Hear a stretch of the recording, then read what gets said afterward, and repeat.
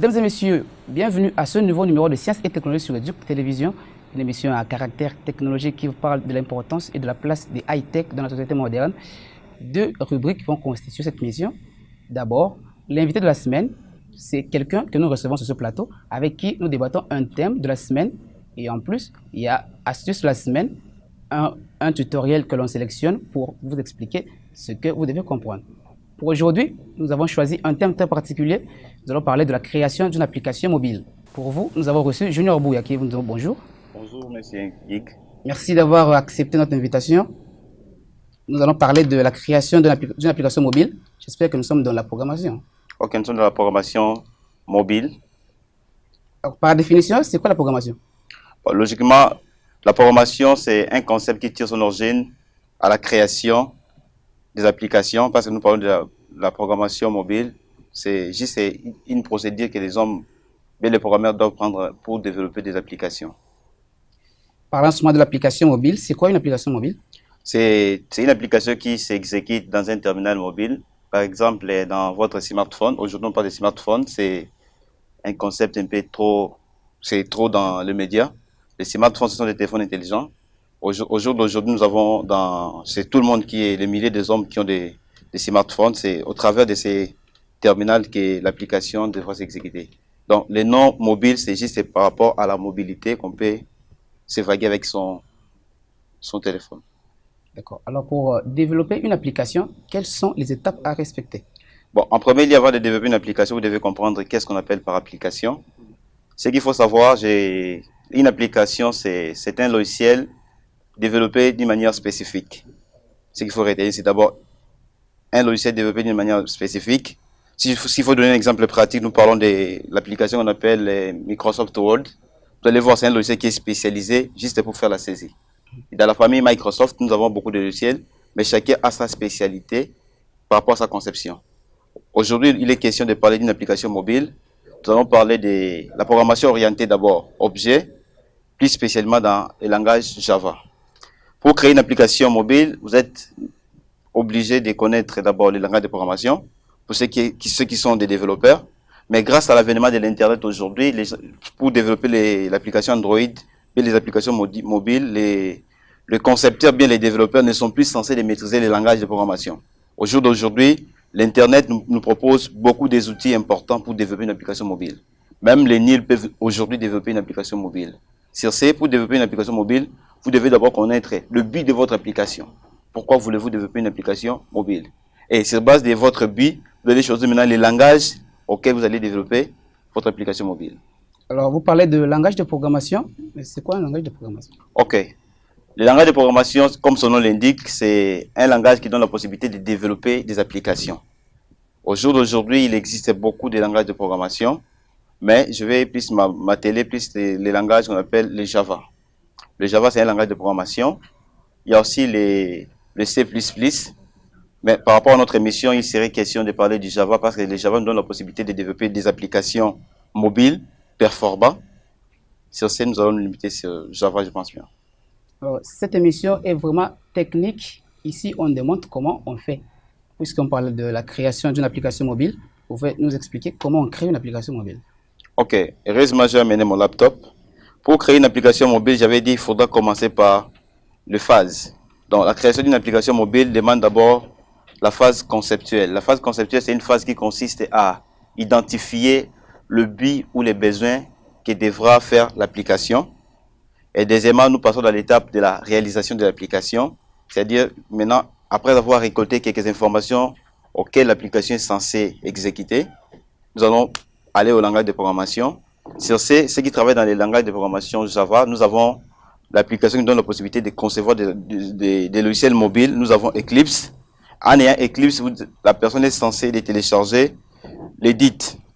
L'Edit, c'est une interface de développement graphique pour permettre aux développeurs de bien développer son application. Bon, pour notre cas aujourd'hui, je vais exposer une application que j'ai développée qui se nomme CTS Startup. C'est une application que j'ai développée pour mon startup, qui fait juste la présentation de ma plateforme. Sur ce, comme on parlait de Java, l'application est développée, c'est une application, je dirais, un site web, mais que je vais, faute de temps, parce que nous ne saurons pas coder, parce que nous sommes dans les chronos, nous ne pouvons pas aller au-delà de notre temps, timing donné. Je vais juste te donner un cas pratique. Comment créer une application dans un bref délai. C'est-à-dire que je vous donne le cas de mon application que j'ai nommée CTS Startup. C'est une application qui donne juste des informations sur le fonctionnement de mon agence informatique. C'est-à-dire que cette application-là, je l'ai conçue d'abord dans le langage web. Le langage web, ce sont des langages qui nous donnent la possibilité de créer des sites Internet. Ça fonctionne comme un site Internet. Mais je voudrais maintenant, comme nous parlons de comment créer une application mobile, convertir ces sites Internet à une application mobile. Sur ce, je vais me servir d'une application qu'on appelle Web APK Builder. C'est une application qui donne la possibilité de générer une application mobile dans moins de 5 minutes. C'est-à-dire que si vous avez déjà un projet bien établi, il suffit seulement d'importer le projet et ça vous donne la possibilité de générer une application mobile. Je pense bien, nous aurons notre tutoriel qui va démontrer cela, comment ça se passe. Alors, sans plus tarder, si vous pouvez déjà nous expliquer comment on crée une application à partir de votre ordinateur. Ok. Comme je parlais, j'accède d'abord je j'ouvre mon navigateur, c'est là où est créé le site internet, là où est logé mon projet en local host. Dans mon site, je prends juste les liens. J'ai un lien qui me donne la possibilité de créer je copie les liens, j'exécute l'application Website APK Builder. C'est une application qui donne la possibilité de générer des applications Android. C'est-à-dire que j'ai un site internet, par exemple le 3W Facebook, mais je voudrais que, au lieu de chercher à faire toujours 3W Facebook, mais je ne veux pas vraiment faire ces manœuvres-là. Pour contourner cette manœuvre, je conçois juste une application.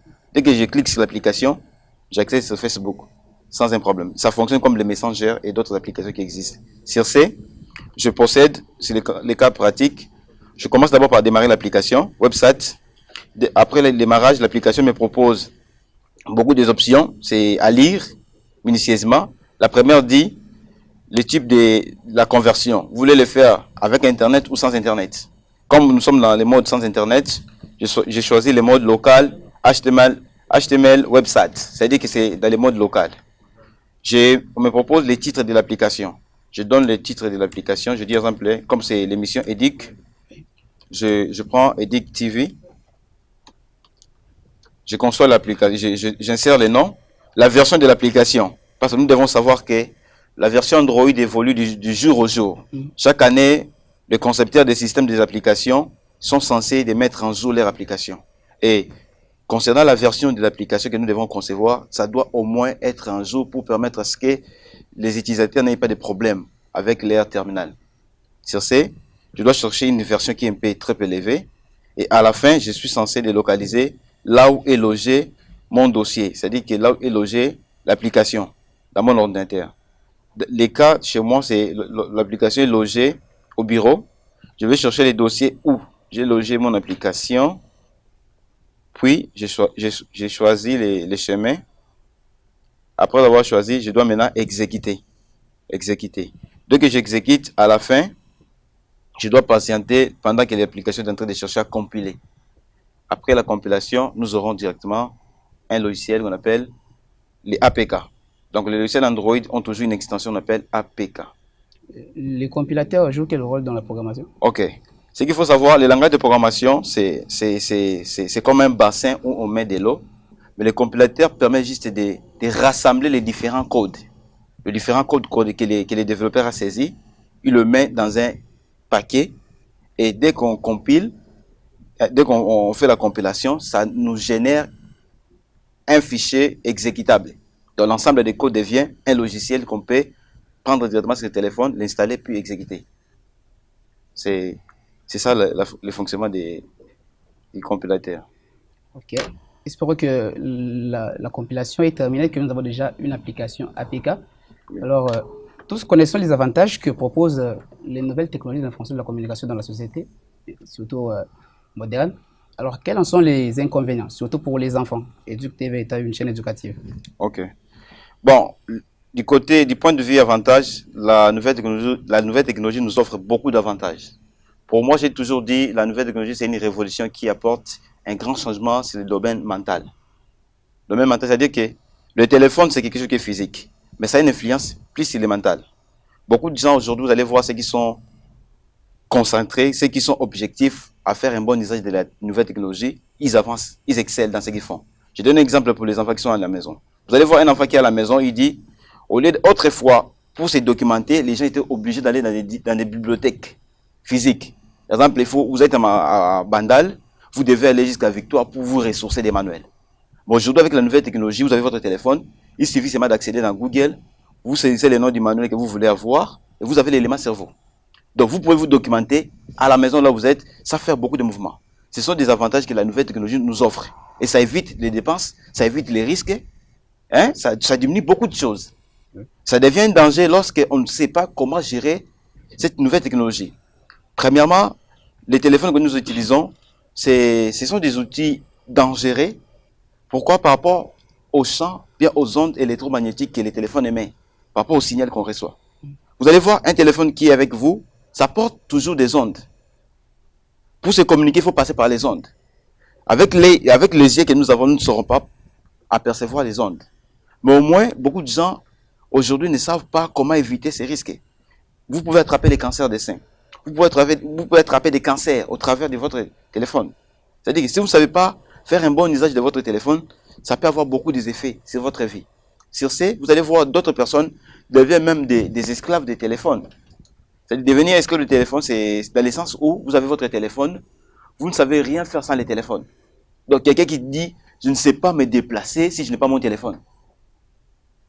Donc je ne sais pas bouger parce qu'il dépend de ses téléphones. S'il va sans les téléphones, il va manquer des appels.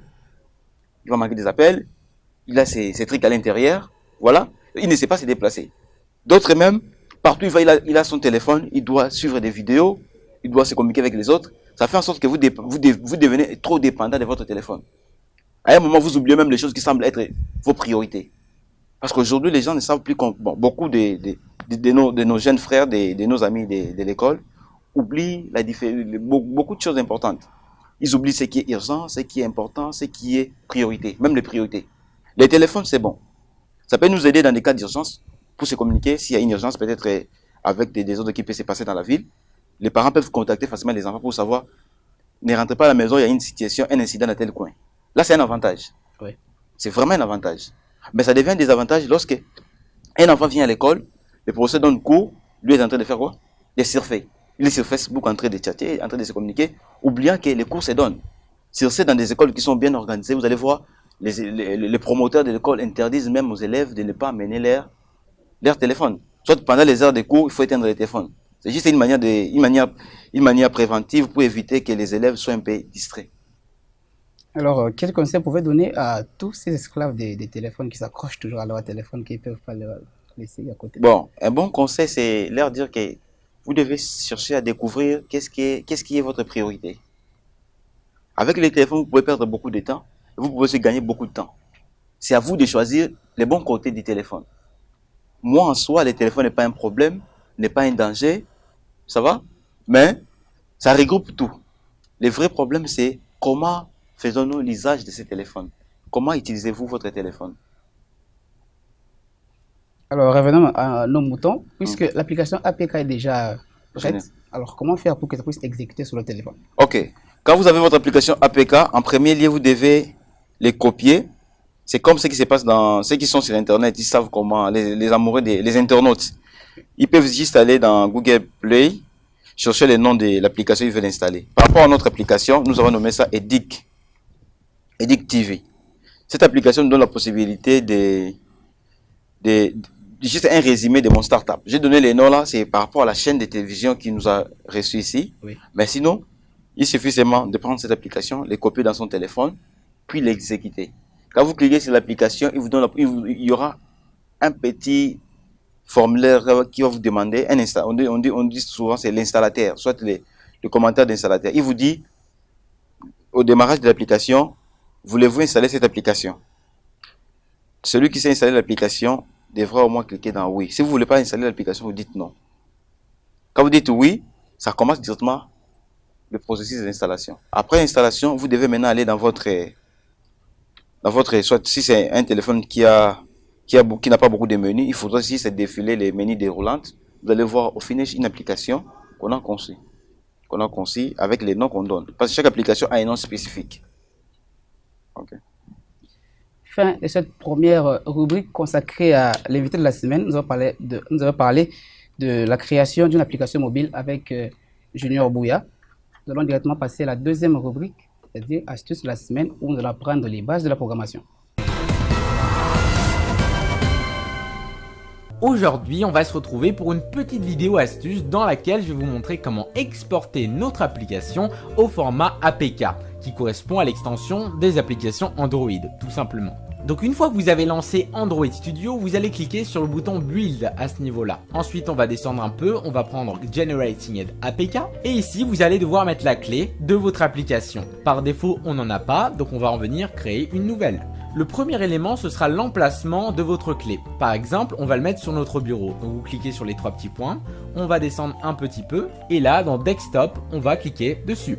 Vous allez mettre au nom du fichier ce que vous voulez. Par exemple, moi je vais l'appeler graven.jks. On fait OK et ensuite on va compléter le reste. Donc là vous allez mettre un mot de passe. Par exemple, on va mettre quelque chose de ce style. Essayez de mettre quelque chose de quand même assez sécurisé et on confirme ici le mot de passe. Une fois que ceci est fait, là on va mettre le nom de notre clé. Par exemple, je vais l'appeler GravenKey, comme ceci. Pareil, on va mettre un mot de passe, vous pouvez mettre le même, et si vous voulez plus de sécurité, on peut très bien changer, il n'y a pas de problème. Donc ici, on va mettre le premier, et on confirme à nouveau avec le même, tout simplement. Vous allez ensuite choisir la validité de cette clé. Par défaut, elle dure 25 ans, on va mettre par exemple 100 ans, pourquoi pas. Et enfin, il ne restera plus qu'à mettre nos coordonnées afin de mettre l'application à notre nom. Par défaut, si vous voulez juste faire une application pour vous, vous pouvez mettre ce que vous voulez, d'accord? Mais si par contre c'est une application pour le Play Store, dans ces cas-là, il faudra mettre des vraies informations. Moi, je vais mettre par exemple Graven espace Ilvec. Cité location, on va mettre Paris. État ou province, on va mettre Île-de-France par exemple. Et ensuite, le code postal 75015. Je fais OK et on peut voir que ça vient de tout générer. Maintenant qu'on a fait ceci, on va appuyer sur le bouton Next. Ici, on va choisir le type de build. Est-ce que c'est une version debug ou alors une mise à jour? On va prendre Release à ce niveau-là. Et la Full APK signature, juste ici. Donc, je vous mettrai dans la description une petite documentation pour que vous puissiez choisir correctement entre les deux signatures différentes. Et ensuite, vous faites Finish. Donc là, on peut voir que l'application s'est correctement générée et on a une petite notification ici. Vous allez appuyer sur Show in Explorer et là, vous allez avoir apkrelease.apk. Mais également, on a notre petite clé qui s'est bien ajoutée sur notre bureau. Donc moi, je vais copier simplement le app release et je vais le mettre sur mon bureau à nouveau. Vous avez bien sûr la possibilité de le renommer en mettant par exemple, je sais pas moi, graven.apk. Ça fonctionne parfaitement. Donc maintenant qu'on a ce fichier graven.apk, on a plusieurs possibilités. La première, c'est simplement de venir télécharger ce fichier au niveau de notre smartphone. Vous pouvez par exemple l'héberger sur un site ou alors utiliser des applications comme Android File pour directement le glisser sur votre système. La deuxième possibilité, c'est de venir le publier sur le Google Play Store. Mais pour ça, il vous faut un compte développeur qui coûte 25 $. Donc si vous voulez, je vous mettrai dans la description ce site. Donc vous vous inscrivez, vous payez les 25 $ par carte bancaire et ensuite vous avez juste à cliquer sur publier l'application et vous remplissez les différents champs. D'accord ? Retour sur ce plateau après astuce de la semaine. Monsieur Junior Bouya, vous êtes fondateur de CTS Startup. Quels sont les services et produits que vous proposez au public? Ok. CTS Startup, c'est une plateforme informatique multiservice spécialisée dans les domaines du web marketing. Nous sommes dans l'imprimerie. Nous sommes aussi dans le coaching et management. Le CTS vous propose beaucoup de services. Les services liés à l'informatique, nous avons l'accompagnement, ce qu'on appelle assistance informatique. C'est-à-dire que nous donnons des conseils aux gens qui aimeraient acheter des matériels informatiques, à faire un bon choix des matériels informatiques par rapport aux besoins. L'assistance informatique aussi, c'est par rapport au dépannage. Donc, dépannage PC, vous avez un problème avec votre ordinateur, nous vous assistons pour la réparation, le dépannage. Ça peut se faire sur bureau, soit dans notre site. Nous avons aussi le web marketing. Dans le web marketing, nous faisons la diffusion, la publicité de vos produits, de vos maisons, de votre institution, même de votre chaîne de télévision. Dans le web marketing, nous avons la possibilité de vous créer une chaîne YouTube pour faire la diffusion de vos émissions, de vos activités. Ça va? C'est le plan international. C'est-à-dire, une chaîne YouTube, ça vous donne la possibilité d'être vue à l'échelle mondiale. Nous faisons la diffusion. Nous avons une agence web. Là, c'est juste spécialisé pour créer des applications web et mobile. Et nous développons aussi beaucoup de projets. Au-delà de ça, CTS, c'est une plateforme qui reçoit tout le monde. Comme j'avais dit, c'est une start-up multiservice. nous évoluons parmi les 8 sphères de la société. C'est-à-dire que nous sommes dans les sports, nous sommes dans les loisirs, nous sommes dans tout ce qui est technologie, nous sommes dans les domaines environnementaux. CTS est partout dans les domaines de l'éducation. CTS facilite même beaucoup de travaux aux élèves, aux étudiants et à ceux qui veulent développer au moins leurs aptitudes. Alors, comment vous contacter? Comment nous contacter? CTS a un site internet. Pour nous joindre facilement, vous devez faire www.cts-jibouya.site. Là, c'est notre site web. Par téléphone, on a un numéro de téléphone qui commence par les 082 32 32 700. Je réponds 082 32 32 700. C'est ça, notre contact. Nous sommes actuellement logés à Massine, à Petro-Congo, et nous avons aussi d'autres bureaux dans des sites comme à Lingouala. C'est l'avenue Kato Nord, numéro 9, juste en diagonale de la maison Schengen. Maison Schengen, soit arrivé à Galaxy, nous sommes là, c'est l'avenue Kato Nord, à la commune de Lingouala. Merci à vous, M. Junior Aboué, d'avoir accepté notre invitation. Merci à vous également, chers téléspectateurs, d'avoir suivi cette émission. Nous avons parlé de la création d'une application mobile. Et puis, à la deuxième partie, nous avons montré les bases de la programmation. C'est donc fini pour aujourd'hui. Bonne suite des programmes sur Educ TV. À bientôt.